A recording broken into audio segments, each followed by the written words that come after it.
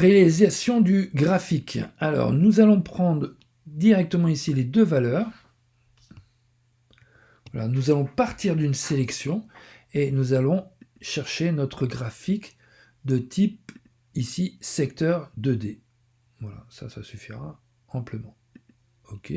Donc, il nous met un graphique en plein milieu, c'est pas grave. Pour l'instant, nous allons garder en plein milieu pour modifier les valeurs. Alors, ici, nous allons supprimer.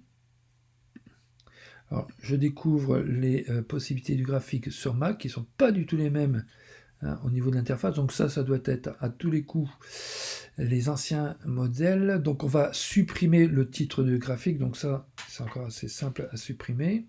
Voilà. Et ici, les légendes. Voilà. Légendes et... donc ça, c'est totalement supprimé. Et on va tout simplement définir un code couleur. Donc ici, le code couleur, eh bien ça, c'est les avis négatifs. OK. Et ça, alors... les avis positifs qu'on mettra en vert. Voilà. Je regarde le vert. Oui, le vert, il est un peu autrement, parce que je vais mettre ici, par exemple. Ok, donc assez simple à réaliser. Maintenant, il va falloir faire rentrer cela dans la page. Donc, ce sera de la mise en page. Donc, vous voyez, je prends ici le coin au supérieur. Et ici, voilà, je peux... Donc, ça ne va pas assez vite, donc c'est pas grave. Hop, je vais réduire. Alors, le graphique va s'ajuster par rapport à la zone graphique. Ce que je suis en train de modifier, c'est ni plus ni moins la zone graphique. Voilà. Et si je reprends l'objet, normalement, je dois pouvoir le...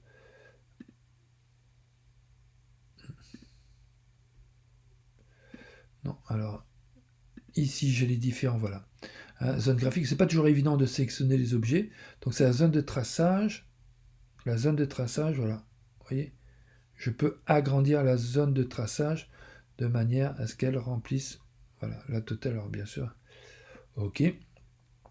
Et ici, je vais prendre une couleur de fond. Il faut que je passe par derrière le graphique. Et je vais prendre la couleur de fond qui va me permettre... Voilà.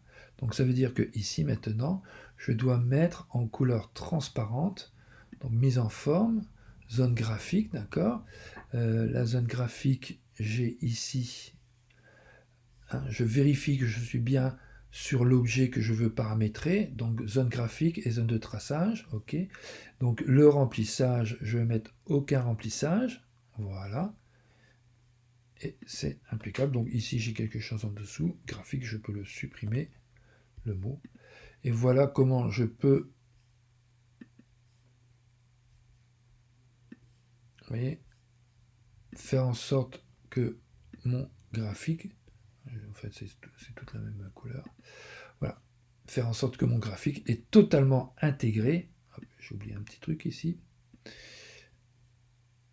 à ma mise en page. Voilà. Et je vais dans évaluation. Et voilà, j'ai bien obtenu la note de 20 sur 20. Donc je peux bien sûr vérifier, modifier la liste déroulante. Pour ici, vous pouvez bien sûr poursuivre le travail en complétant les couleurs. Donc voici pour cet exercice qui est important car il permet de rendre un objet dynamique à l'aide ici de choix dans une liste déroulante.